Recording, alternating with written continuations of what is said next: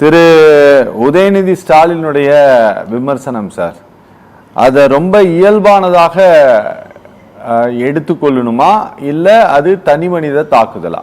எனக்கு நீங்கள் சொல்லுங்கள். நீங்கள் முரட்டு பக்தர்கள் பார்த்துருப்பீங்க, முரட்டு தொண்டர்கள் பார்த்துருப்பீங்க, முரட்டு அடிமையை பார்த்துருக்குறீங்களா? அது இன்னைக்கு இந்தியாவிலே இவர் ஒருத்தர் தான் அப்படின்னு திரு இபிஎஸ்சி நோக்கி அவர் கை காட்டுவதும், நீங்கள் யாருக்காக இங்கே ஒரு கார் ரேஸ் நடத்துனீங்க சார்? எனக்கு அந்த கேஸ் டீட்டெயில் ஃபுல்லாக தெரியும். அந்த வழக்கு ஒரு 42 கோடி அந்த சம்பந்தப்பட்ட அந்த பிரைவேட் நிறுவனம் கட்டணும்னு சொல்லி ஹைகோர்ட் ஆர்டர் போட்டது. அதுக்கு சுப்ரீம் கோர்ட் தடை கொடுத்துருச்சு. அந்த கேஸ் டீட்டெயிலுக்குள்ளே நான் போகலை.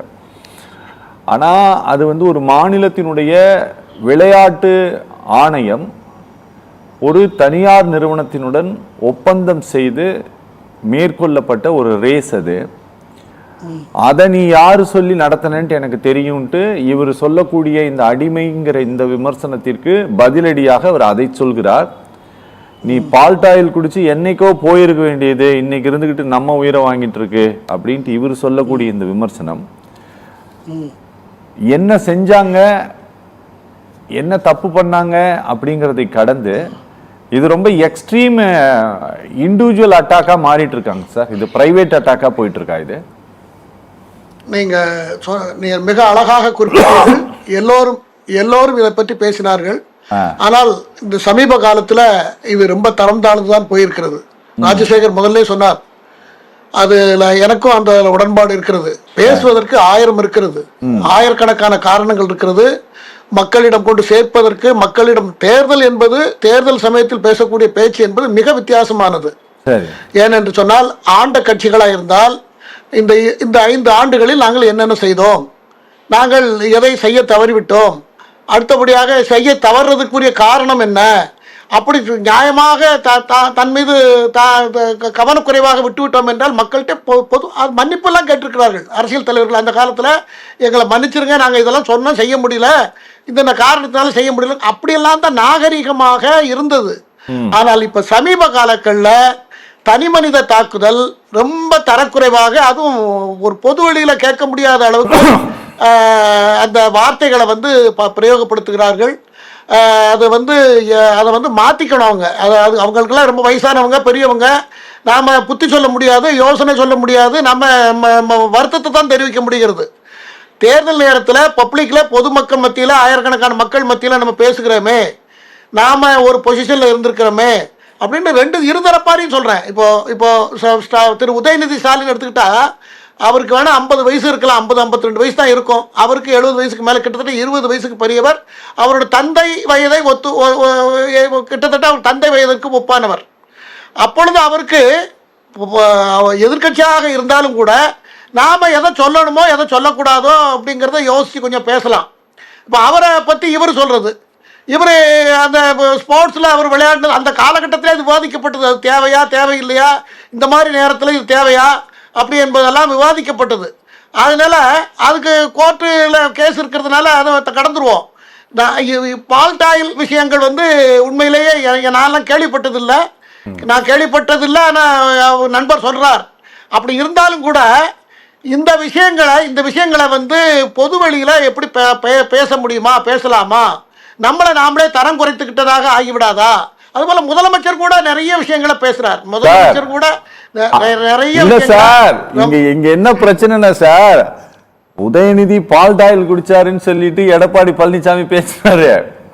அதுக்கு உதயநிதி சொல்ற பதில் தான் இன்னும் சுவாரஸ்யமானது சார். இவர் எதுக்கு சொல்றாருன்னு தெரியல. பால்டாயில் இருக்காரு, அதனால இன்னையிலிருந்து அவரோட பேரு பழனிசாமி இல்ல, பால்டாயில் பழனிசாமிங்கிறாரா?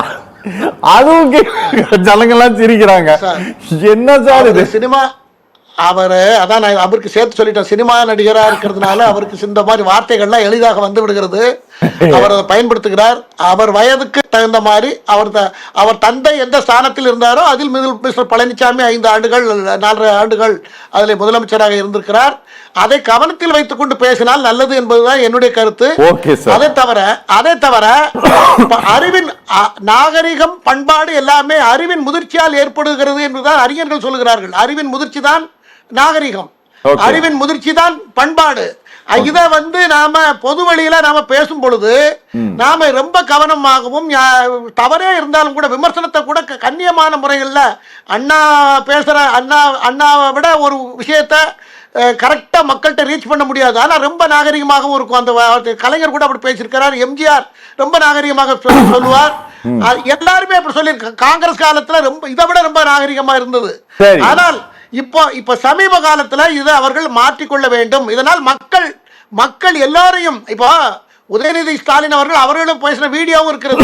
வீடியோல நான் ஒரு முதலமைச்சர் குடும்பம் என்பதால் நானே பதவிக்கு வர வேண்டும் சமீப காலத்துல பேசியிருக்கிறார். சரிங்க சார், சரி. இதெல்லாம் இருக்கு. இதெல்லாம் எடுத்து அவர் எடுத்து நாளை சொல்லுவாரு. அவர் அதை எடுத்து சொல்லுவாரு. இப்படி சொல்லுவாரு. இதெல்லாம் தவிர்க்கணுங்கிறேன். அரசாங்கம் என்ன ஊழல் செஞ்சதை பேசணும். இந்த தேர்தல் காலங்களில் கணக்கு பார்க்கறது என்னது? நல்ல ஆட்சி நடத்துனாங்களா இல்லையா? அதுக்கு அளவுகோல் என்ன? ஊழல். பொதுமக்களுக்கு பொது எதிரியே ஊழல் மட்டும்தான். ஊழலை மட்டும்தான் 67க்கு முன்ன பேசப்பட்டது. ஊழல் செய்யறவங்க என்ன பண்ணிருக்காங்க, இப்படி பண்ணிருக்காங்க, இவங்களை நம்ம அனுமதிக்காதீங்க, எங்களுக்கு ஓட்டு போடுங்கன்னு தான் பேசியிருக்காங்க. ஆனா இப்ப ஊழலே யாரும் பேசுறது இல்ல. மீடியாவும் அதை கையில எடுக்கிறது இல்ல. ஊழலே இல்லைங்கிற மாதிரி பாயிருக்கு. அதனால அவங்க தயவு செய்து அதை பத்தி தான் பேசணும். ஊழல் தான் மக்களுக்கு பொது எதிரியாக நினைத்து யாரு வேணாலும் பேசணுமேங்கிறது தான் என்னுடைய கருத்து. Okay sir, okay. Kumar sir, இந்த கால் இருக்கு பாத்தீங்களா சார், அது வந்து இந்த எலெக்ஷன்ல பெரிய பாடாப்படுத்துது சார் ரெண்டு கட்சியும் சார். தம்பி நீங்க ராத்திரி இல்ல சார், தம்பி நீங்க ராத்திரி இன்ஸ்டாகிராம்ல எந்த காலை பார்த்துட்டு இருந்தீங்க எங்களுக்கு தெரியுங்கிறாரு சார். இந்த மாநிலத்தினுடைய ஒரு முன்னாள் முதலமைச்சர் தேர்தல் பிரச்சாரத்தில் சார் அவரு என்னங்கிறாரு சார், ஆமா அவரு இவருக்கு எப்ப பார்த்தாலும் கால் தான் நினைப்பு போல தெரியுது அவரு சொல்றாரு சார். சார் ஆனா என்னன்னா இதை கவனிக்கும் போது சார் இந்த விஷயத்தை பேசும்போது ரெண்டு பேருமே நல்லா ஜாலியா இருக்கிறாங்க சார். சரி, அதாவது ரஜினி அவர்கள் சொன்னது போல, ரஜினி சொன்னார் இல்லையா, அதாவது காமராஜர் அவர்களுக்கு மெரினால இடம் கொடுக்கும் போது நடந்த இஷ்யூவை பத்தி அவர் சொல்றார். அங்க எடப்பாடி பழனிசாமி அதை எப்படி சொல்றாருன்னா, சிட்டிங் சீஃப் மினிஸ்டருக்கு தான் இங்க இடம் உண்டு, இதுல இடம் கொடுக்க முடியாதுன்னு சொல்லி தான் ராஜ்பவன்ல அவரே போய் இடத்தை பார்த்து செலக்ட் பண்ணி அங்க அடக்கம் தகனம் செய்யப்பட்டது. அதற்காக இரங்கல் கூட்டத்தில் அதுக்கு நன்றி தெரிவித்தார்கள். இதெல்லாம் நடந்தது. ஆனால் எடப்பாடி பழனிசாமி குறிப்பிடுறது என்னன்னா, அந்த இடத்துல முன்னாள் முதலமைச்சர்களுக்கெல்லாம் கொடுக்க முடியாதுன்னு சொன்ன கலைஞர் அவர்களே சொல்லியிருக்காரு. ஆனால் அவருக்கு வந்து திரும்ப பின்னால் என்கிட்ட வந்து கேட்டாங்க, நான் அவர் சொன்னதை தானே நான் நிறைவேற்றினேன்னு அவர் சொல்றாரு. அதுல அவர்கிட்ட சொல்றது அது அந்த ஆர்டர்ல பார்த்தா அது அவர் சரின்னு தான் எனக்கு தோன்றது. அன்னைக்கு கலைஞர் அவர்களுக்கு இடம் கொடுக்கணுமாங்கிறது நியாயம், எல்லாத்துக்கும் கொடுத்துருக்காங்க, கொடுக்கணும் தான். ஆனால் இந்த மாதிரி அன்றைக்கு நடந்ததை, காமராஜர் குறைந்தவர் இல்ல, காமராஜர் ஆட்சியை பத்தி தான் இன்னைக்கும் நம்ம பேசிட்டு இருக்கோம். காமராஜர் செய்த இந்த நாட்டுக்கு செய்த தொண்டு அளப்பரிய தொண்டு செய்திருக்கிறார். இந்த நாட்டுக்கு நிரந்தரமான கட்டமைப்புகள் எல்லாம் நிறைவேற்றிருக்கிறார். ஆறுகள், பள்ளிகளை கொண்டு வந்திருக்கிறார். சத்துணவை கொண்டு வந்தவர். பல விஷயங்களை அவர் செய்திருக்கிறார். அவருடைய பேர் வரலாற்றில் இன்னும் 1000 வருஷத்துக்கு இருக்கும். அந்த மனிதருக்கு அங்க கொடுக்கவில்லையே, அப்போது சொல்லப்பட்ட காரணம் நான் அதை ஃபாலோ பண்ணக்கூடாது என்பதுதான் அவருடைய கேள்வி. அதனால அதுக்கும் மற்ற விஷயத்துக்கும் சம்பந்தம் இல்லை. மொத்தத்துல அரசியல் தலைவர்கள் மக்களுக்கு ஒரு ரோல் மாடலா பேசணுமே தவிர, இதை பேசுறது அவங்க அன்னைக்கு பேசுனாங்க இன்னைக்கு பேசுனாங்க, தப்பை யார் எப்ப பண்ணாலும் தப்பு தாங்கிறது என்னுடைய பாயிண்ட். அது 50 வருஷத்துக்கு முன்னவா இருக்கலாம், இப்போ எப்போ வேணாலும் இருக்கலாம். ஒரு பொது வெளியில பேசும் பொழுது அதை நாகரீகமாக பேசணும். எல்லாரும் பார்ப்பாங்க, இளைஞர்கள் பார்ப்பாங்க, சிறுவர்கள் பார்ப்பார்கள், மாணவர்கள் பார்ப்பார்கள், பெண்கள் பார்ப்பார்கள்.